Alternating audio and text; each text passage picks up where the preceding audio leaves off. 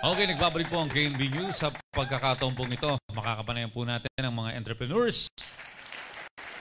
Sama po natin ngayong gabi si Sir Marco Fernando Tolete, Field Operations and Delivery Manager ng MJAM Trading. And of course, Ma'am Jacqueline Kate Tolete, ang Administrative and Sales Manager. Good evening po at welcome sa KNB News. Audrey Guruseta po. Good evening po. Gandang gabi po. Okay. Kayo po'y husband and wife, tama po ba? Opo. Okay. So, maaari nyo po bang ipakilala sa ating mga viewers ito pong inyong company na MJAM Trading? Maaari nyo po bang ipakilala sa amin paano po kayo nagsimula at paano po na buo yung concept ng pagtatayo ng kumpanyang ito? Hello po, magandang gabi po. Ako nga po pala si Marco Fernando Tolete, ang co-founder po ng MJAM Trading. Brief history lang po ng aming company. Nag-umpisa po kami noong una as mga agent or mga ahente po ng dati po naming company na pinapasukan hanggang sa natutunan po namin patakbuhin ang isang kumpanya. Kaya nakiusap po kami sa dati naming boss na kung pwede magtayo na kami ng sarili po namin na negosyo po dito sa aming lugar sa General Santos City. At sa kabutihang palad naman po, pumayag naman po siya at binigyan niya po kami ng pagkakataon. Hanggang sa unti-unti po naming natututunan paano hawakan at paano patakbuhin ang MJAM. Kaya po hanggang ngayon, nananatili pa rin po at kinakaawaan pa rin po ng Panginoong Diyos ang aming pong negosyo. Okay. So, MJAM pala siya, hindi MJAM. Ano? So, MJAM Trading. So, paano po to? Nung binuo nyo na, naiintindihan nyo na yung mismong scope ng trabaho. Okay, para po maliwanagan yung ating mga viewers ngayon, tungkol saan po ang MJAM Trading? Ano po yung services na binibigay nito? Ang MJAM Trading po, nagsusupply po kami ng mga cleaning products and other industrial supplies po sa mga company, schools, factory, and other other plants na kailangan po ng mga cleaning products and industrial supplies. So, ano po, gaano po karami yung mga clients ninyo nung nag-uumpisa pa lamang po kayo? Wala po. Wala talaga, no? As in, paano po kayo naghanap ng mga kliyente? Unang-una po sa lahat, before po kami namin tinayo ang MJAM Trading, ay talagang nagpanata po kami mag-asawa sa amin pong simbahan, sa amin pong kapilya, para ipanalangin na naway gabayan po kami sa papasukin po naming bagong larangan ng aming buhay. At po talagang sa word pa po is yung ginapang po talaga namin or talagang naghanap po kami ng kliyente. Sa umpisa po talagang pahirapan. Pupunta po kami sa mga planta at mga schools at mga ibang mga establishment para ipakilala po ang MJAM Trading. Umabot po buwan, matagal-tagal din po bago po kami nagkaroon ng first client. Well, si Ma'am Jacqueline ang sales manager, ano? So, talagang bumabiyahe ka to introduce yung mga products ninyo. Opo, kami po mag-asawa, magkasama po kami na bumabiyahe. Pero ang question ko po dito, paano nyo siya ibebenta? Marami sa market na mga ganitong produkto. Bakit yung sa inyo yung kailangan bilhin? Is it because it's effective, quality yung produkto nyo, o dahil ito po yung mura? First of all po, graduate po kaming mag-asawa ng hotel and restaurant management. Parehas po tayo. Okay. Opo. Kaya po, doon po namin tiningnan paano po ano ang magiging edge po namin sa aming mga magiging kompetensya pagpapasukin po namin ito. Number one po is ang product po namin na kinuha from our source naman po is, number one is reliable, maganda ang quality, hindi kami mapapahiya, and very important thing po talaga sa market ngayon is the price. Yun po talaga ang pinaka number one. Then ipinasok po namin yung pagiging isang katangian ng pagiging nasa hospitality industry. Patuloy po namin silang kinakamusta after sales. Pag naibigay na po namin yung product, hindi po natatapos doon na deliver na po namin yung product, tapos na. Ang amin pong ginagawa is after few days po, tinatanong po namin kamusta po yung effectivity ng product, at kung meron po silang mga questions, dagi-dagi naman po namin silang natutulungan at nasasagot para yung product and continuous po communication with our customers ay nandun pa rin po. Okay. Question. May mga binibenta po kayong mga chemicals, ano? So, paano po ito? Siyempre, dadaan ito sa pagsusuri kung ito'y ligtas sa tao. So, kayo po'y dumaan sa mga prosesong pine-check nyo po muna ito. Approved sa government. Meron pong mga certificate po na nilalaki po namin tuwing nag-deliver po kami as proof po na safe po siya, and nandun po yung mga content po nung specific na chemicals po na kailangan po nila. Okay. Gaya po ng safety data sheet po and mga certificate po. Okay. Yung mga clients na pinupuntahan nyo, itong produktong to, kilala ba nila yung products na to? Or may idea sila about this? Or nagulat sila na, uy, bago to ah. Wala to sa market. Yes. Usually po, yun po yung ginagamit po talaga ng mga plants po sa kanila pong mga pagpa-process po ng kanilang mga production. Yun.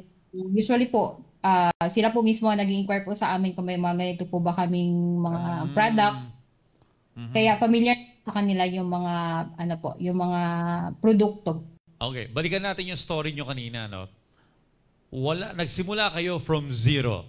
Kayo mismong mag-asawa ang naghanap ng kliyente to offer itong mga products na ito, cleaning products, at unti-unti nagkaroon na kayo ng mga regular customer, ng mga clients. So, nakailan taon na po itong company ninyo? 7 years na po. Nag-start po kami 2017, 18. 7 years na po. 2017 start ang MJAM Trading. Okay. So, gano'n na po karami yung clients ninyo? Dito sa Metro Manila po ba or meron din kayong mga clients sa ibang probinsya? Yun po yung naging umpisa po namin. Nag-start po muna kami ng local. Dito po muna sa Region 12. Nagkaroon mga kliyente po dito, mga schools, planta, manufacturing plant. Hanggang sa lumabas po kami ng Region 12, sinubukan po namin ang ibang mga region.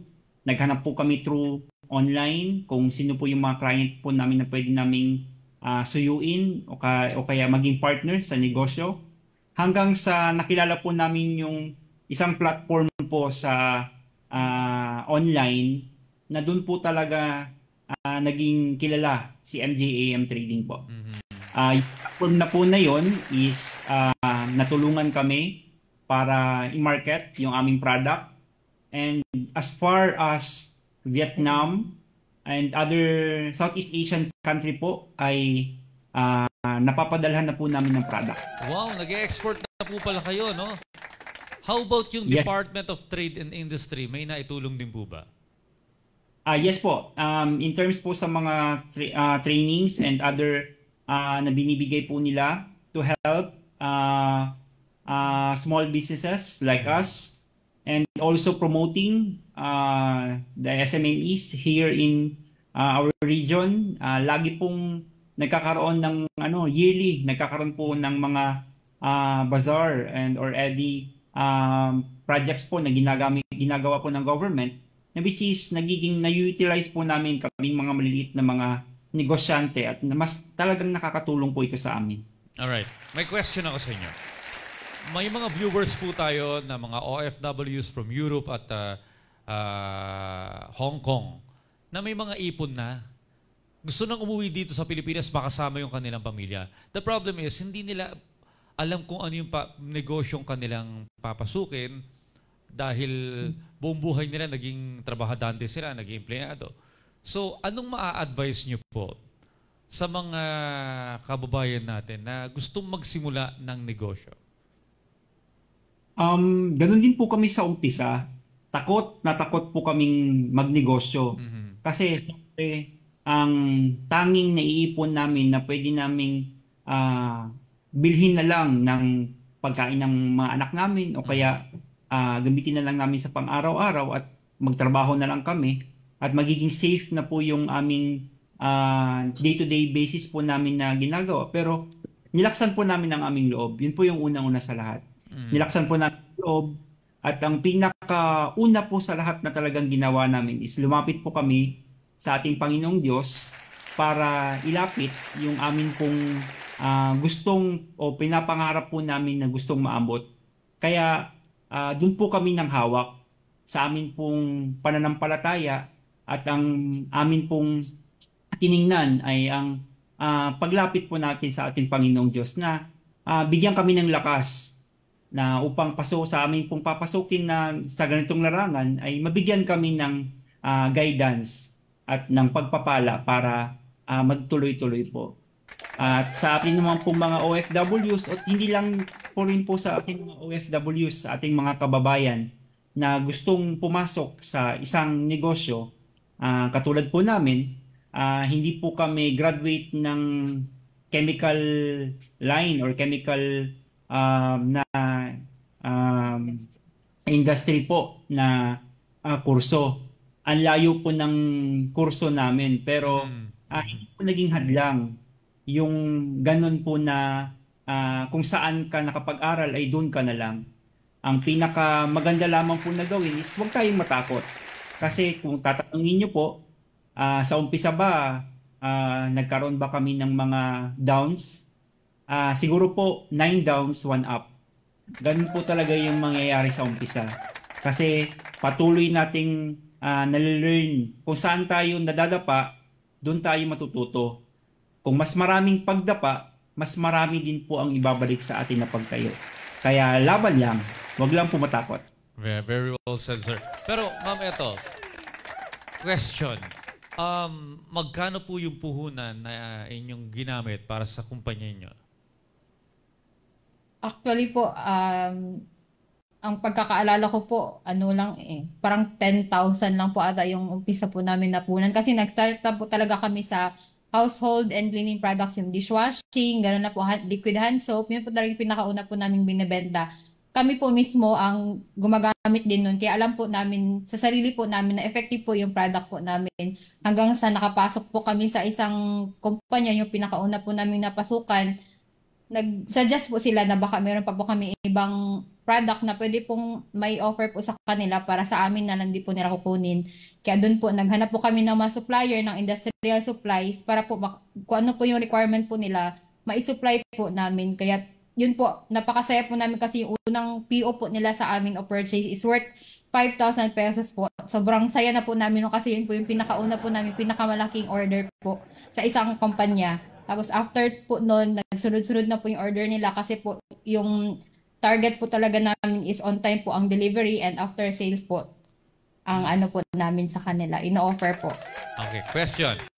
Gano'n na po karami ang inyong empleyado? Ma'am, sir. Dito po sa office po namin, nag-start po talaga kami ng dalawa lang mag-asawa. Ngayon po, nasa 5 na po kami lahat sa office and sa field naman po is meron po kaming 7 po na mga kasama. So a total of 12 kasama na po kami doon. Kasi ay ang talagang hands-on po kami even sa paperworks. Yun po talaga ang ano namin. Okay. I don't know if this is okay to ask pero susubukan ko lang. Sa year 2023, last year, magkano po yung naging annual income ninyo patungkol sa business na to? 8 digit po. Ano po? 8 digit. 8 digits. So, nasa millions din po siya. Oh, di ba? Nagsimula, 10,000 ngayon, million na yung kinikita. Okay. Bilang panghuli, bago ko po kayo pakawalan, ang inyo pong advice sa mga entrepreneurs, yung mga gustong sumabak sa pagnenegosyo pero natatakot, may enough money pero walang oras, may idea pero hindi pa nila na pag-aaralan na maigi yung kanilang gustong pasuking negosyo. So ano po ang inyong advice, sir, ma'am? Number one po sa mga kagaya naming gustong sumubok, nasa kabataan ka pa man or nasa age ka na kala mo pa-retire ka na pero gusto mo pa rin magnegosyo, number one, tingnan nyo po yung market. Kung yung product nyo ba is akma po dun sa market po ninyo. Pangalawa, kung kakayanin nyo po ba yung mga pwedeng possible po na mga makukuha yung problema. Then number two is yung stress at pagod is talagang hindi mawawala. At itatagan nyo lang po yung loob nyo at huwag na po kayong matakot. Ayan, ang galing. Again, sa mga nanonood po ngayon or baka may mga negosyanteng kailangan ng inyong mga produkto, saan po kayo dapat puntahan? Ano po ba yung mga website or Facebook page or TikTok? Sa lahat po ng mga nanonood na gusto pong makita po ang aming produkto, meron po kaming Facebook page po, MJAM Trading. Meron din po kaming Shopee account and TikTok account po. Pwede niyo po i-search ang MJAM Trading po. And pwede po mag-shoutout na rin po. Sige, go ahead po. Pa-shoutout po sa mga pamilya po namin na nanonood po ngayon. Sa La Visual Corporation, Southeast Asia Premier Business and Achiever Awards. Thank you po sa recognition. Maraming salamat din po sa lahat po ng mga nanonood ngayon. At sa mga gustong sumubok po ng negosyo, wag po kayo matakot at maging matatag po ang inyong loob. Ayan. Maraming salamat po sa MJAM Trading. Maraming salamat Sir Marco Fernando Tolete. Maraming salamat din po Ma'am Jacqueline Kate Tolete. God bless po at more power sa inyo pong kumpanya. Mabuhay po kayo. Thank you po. Maraming salamat. Salamat po. Ang galing, 10,000 ngayon, milyon na yung kinikita. Pero nakita nyo talagang hardworking sila mag-asawa, no? Yung hands-on, pagiging hands-on. So, hopefully, maging inspiration sila sa ating lahat.